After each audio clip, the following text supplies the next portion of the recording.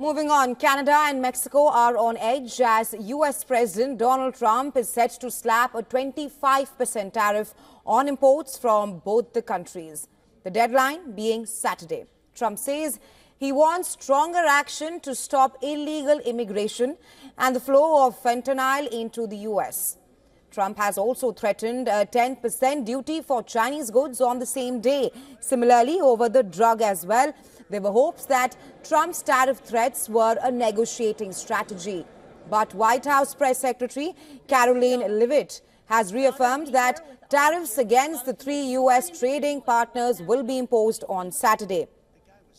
She said that these are promises made and promises kept by the president. Beyond the three countries, Trump has said that tariffs on chips, oil and gas could arrive around 18th of February without specifying which countries he would target. He has also vowed to impose higher duties on steel and eventually copper imports.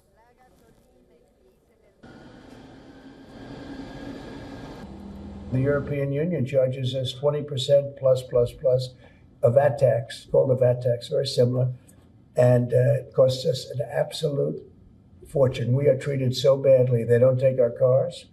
They don't take our farm products, essentially. They don't take almost anything.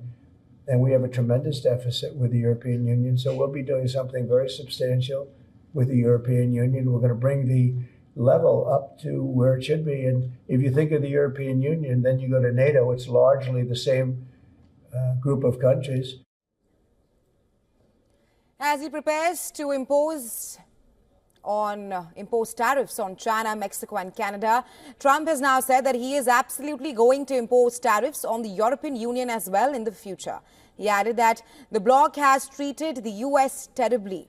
But the White House has said that Trump has not made up his mind about a timeline for implementing tariffs against the European Union. Canadian Prime Minister Justin Trudeau has called this a critical moment and vowed an immediate and forceful response if tariffs go into effect. He warned Canadians to prepare for tough times as 75% of the country's exports go to the U.S. President Trump stated yesterday he is still committed to placing tariffs on Canada starting as early as tomorrow, possibly. Now, we don't know precisely what that could look like, but I do know two things.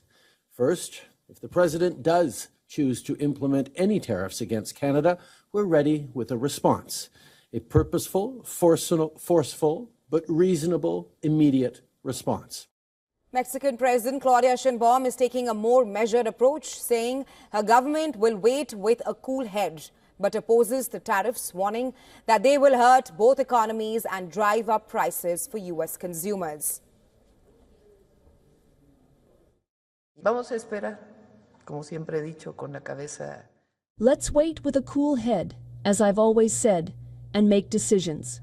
We're ready, and we will continue this dialogue.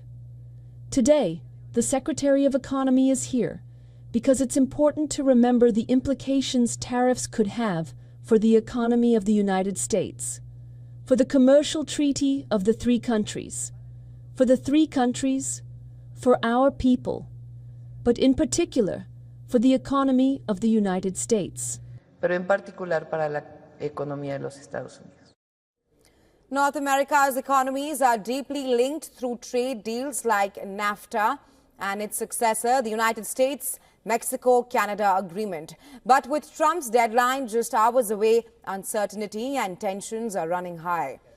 Amid the anticipation, U.S. stocks erased early gains to close lower on Friday.